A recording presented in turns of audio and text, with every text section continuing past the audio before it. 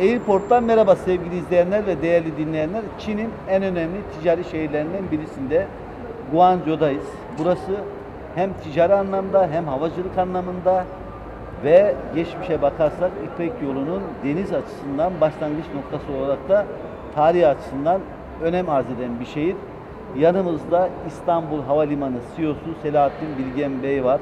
Selahattin Bey ile buraya niye geldik? Burada Uluslararası Havalimanları Konseyi'nin toplantısı vardı. Havalimanı deneyim toplantısı, zirvesi. Onun için buradayız. Selahattin Bey merhaba. Merhaba. Siz hem de önemli görüşmeler yaptınız burada. Daha önce Pekin'deydiniz. Pekin'den buraya geçtiniz. Öncelikle şu Çin'e olan ilginizi son zamanlarda çok fazlasıyla buraya yönelik çalışmalarınız var. Oradan başlayalım. Nedir bu ilginin sebebi? İstanbul Havalimanı operasyonlara başlayalı 6 yılı geçti biliyorsunuz. Açıldığımız ilk günden bugüne kadar yeni hava yollarını havalimanımıza çekme, uçuşların sayısını arttırma, daha fazla yolcuyu ülkemize getirme gibi bir amaç doğrultusunda çalışıyoruz. Aradan geçen 6 yıllık süreç içerisinde İstanbul Havalimanı artık dünyada doğrudan ve dolaylı bağlantısı en yüksek havalimanı konumuna gelmiş durumda. Evet. Burada da en güçlü olduğumuz yerler Avrupa, Afrika ve Orta Asya bölgeleri. Ancak Çin, Uzak Doğu ve Amerika kıtasında hala aslında gidecek yerimiz var. Özellikle Çin çok büyük bir pazar. Pandemi öncesinde yıllık yurt dışına 150 milyonun üzerinde yolcu gönderen, Avrupa'ya geçtiğimiz yıl 13 milyon yolcu gönderen bir pazar. Coğrafi konum olarak baktığımızda ise aslında İstanbul, Çin'le Avrupa'nın yol üzerinde bulunan bir nokta ve aktarma merkezi olarak da veya gidilecek destinasyon olarak da aslında İstanbul, Çin için çok avantaj da içeren bir destinasyon. Ancak geçtiğimiz yıllara kadar iki ülke arasındaki uçuş hakları belli limitlere takılıyordu. Biliyorsunuz haftalık 21 uçuşla limitliydi. Yoğun görüşmeler ve karşılıklı çalışmalar sonrasında bu yıl bu 49'a çıkartıldı. Burada aslında haftalık 21'den 49'a çıkarken hava yollarının talepleri ve uçuş rotasındaki potansiyel dikkate alınıyor. Ama aynı zamanda da iki tarafta da ekonomik olarak fayda sağlayacağını göstermeniz gerekiyor. Dolayısıyla Çin hala çok daha büyük bir potansiyel içeren ve bugün itibariyle de o potansiyelin küçük bir kısmını hayata geçirdiğimiz bir destinasyon. Guangzhou'dan önce bahsettiğiniz gibi Pekin'deydik. Orada önemli temaslarda bulunduk. Hem Çinli Hava Yolları olsun, otorite olsun, Havacılık Otoritesi, Sivil Havacılık Otoritesi ile de görüştük. Yerel yönetimler, turizm acentelerinin en büyüğü gene devlet şirketi olan Çin Turizm Ajansı ile görüştük. Verimli çıkarımlarımız oldu. Şimdi Çin'den 4 hava yolu geliyor yanılmıyorsam. Siz beşincisinin haberini vermek, evet. Şimdi Çin'de İstanbul Havalimanı açıldığında Çin'den hiçbir hava yolu gelmiyordu İstanbul'a. Bu kapasite sorunları temel esas alan bir konuydu. Zaten Çin'den hava yolunun gelmemesi aslında Türk Hava Yolları'nın da önünü kapatıyor. Çünkü iki ülke arasındaki uçuş hakları anlaşması daki sayılar arttırılamıyordu. Biz operasyonlara başladıktan sonra Air China, China Southern, China Eastern ve Sichuan Hava Yolları ile çalışmaya başladık. Onların İstanbul'a uçuş frekansları zaman içerisinde arttı ve 21 haklarını doldurdular. Zaten bu yıl içerisindeki bu hakların 21'den 49'a çıkartılması da biraz da bu sayede oldu. Şimdi farklı hava yollarıyla görüşüyoruz. İsmini telaffuz etmeyelim. Kesinleştikten sonra, uçuş izinlerini aldıktan sonra söyleyelim. Ama buradaki temaslarımızda 5. bir hava yolunun da İstanbul'a uçuş başlatması konusunda prensipte mutabakat sağlandı. Toplamda nasıl bir yolcu rakamından bahsediyoruz? 5 tane buradan eğer 5. de gelirse hava yolu gelecek.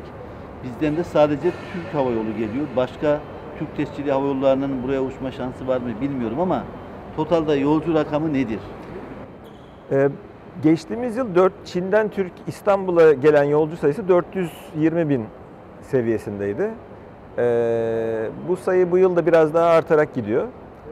Ama az önce bahsettim, aslında çok daha büyük rakamlardan bahsediyoruz. Yani Çin'in Avrupa'ya gönderdiği yolcu sayısının 13-14 milyonlarda olduğu, bunun yaklaşık 4,5 milyonunun farklı yerlerden aktarmayla Avrupa'ya gittiği bir noktada aslında İstanbul Havalimanı'nın bu pastadan çok daha büyük bir pay alması gerekiyor. Burada uçuş haklarıyla veya işte havayolu şirketlerinin uçuş başlatmasıyla ilgili kısıtlamaların zaman içerisinde azalmasıyla biz buradaki büyük potansiyeli değerlendirmenin peşindeyiz. Evet. Bu da tabii buradaki tüm paydaşlarla sıkı bir iletişim kurmak, onlara İstanbul'dan uçmanın yaratacağı avantajları tekrar hatırlatmaktan geçiyor. Havalimanının verimli bir operasyon yapması, coğrafi olarak konumunun iyi olması, hava yollarının verdiği hizmete de yansıyacak şekilde yolcu deneyimini iyileştirebiliyor olması, hava yollarının havalimanlarına olan ilgisini arttırıyor doğal olarak. Burada da biz görüştüğümüz hava yollarından da aldığımız geri bildirimler hep bu yönde. İstanbul Havalimanı ile ilgili çok büyük bir farkındalık var. İstanbul Havalimanı'nın operasyonel mükemmellik anlamında da ciddi Avrupa'da lider olduğunun onlar da farkında.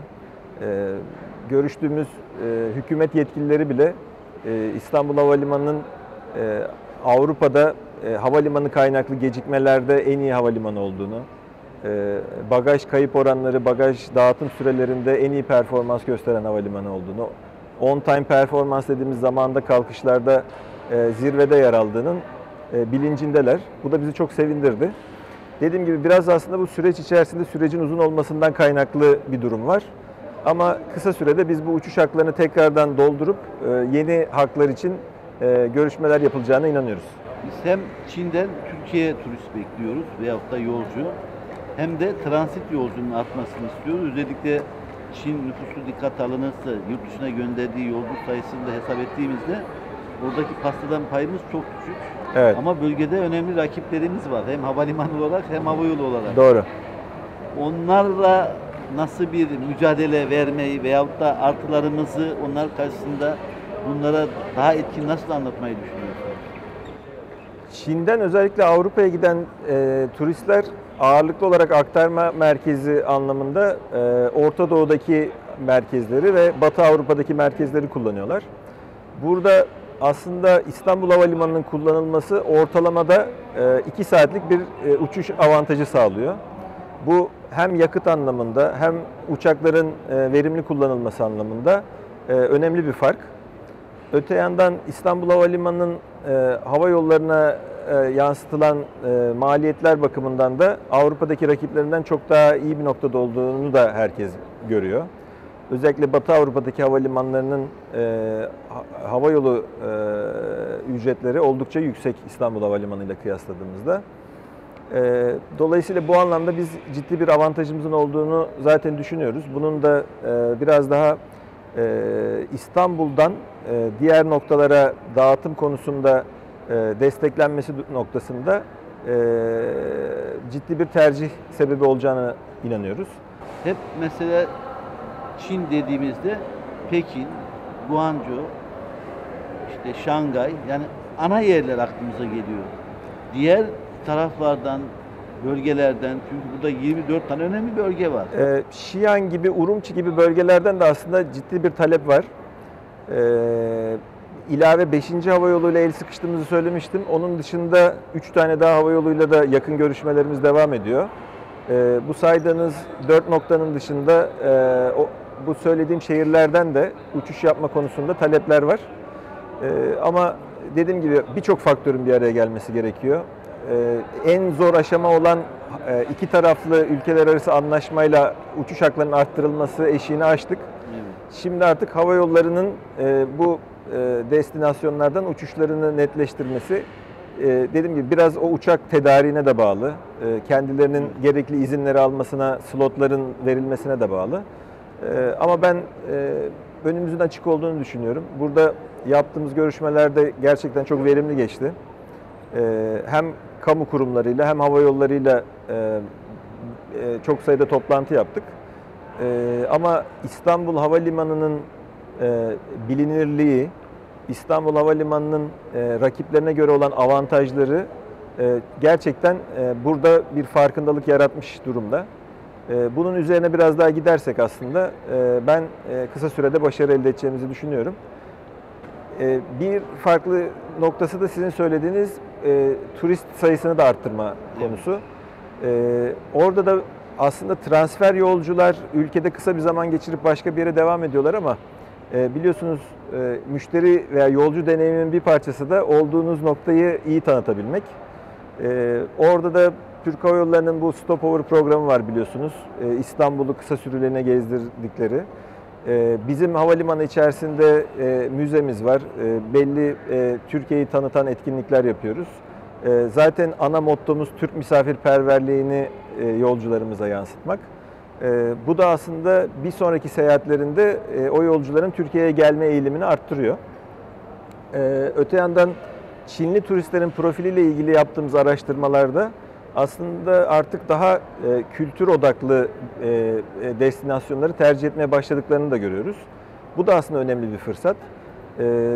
Çin'de son 20-25 yıldaki ekonomik büyüme sonrasında belli bir refah düzeyine erişmiş, belli bir yaş üstü, 50 yaş üzerinde bir grup var.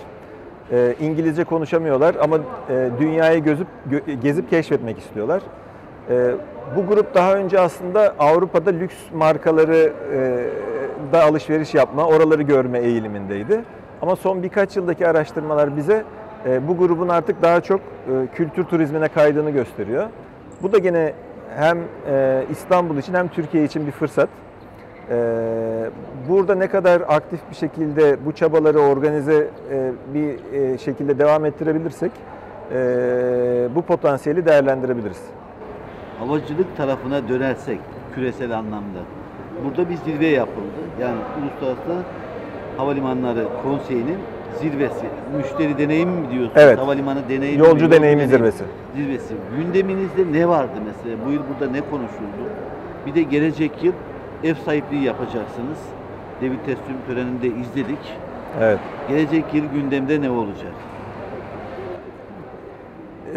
Havacılık sektörünün ana bileşenlerini konuşurken aslında yolcu deneyimi de bunun başında geliyor. Gelişen teknolojiyle, değişen yaşam biçimiyle yolcuların da beklentileri her geçen gün değişiyor.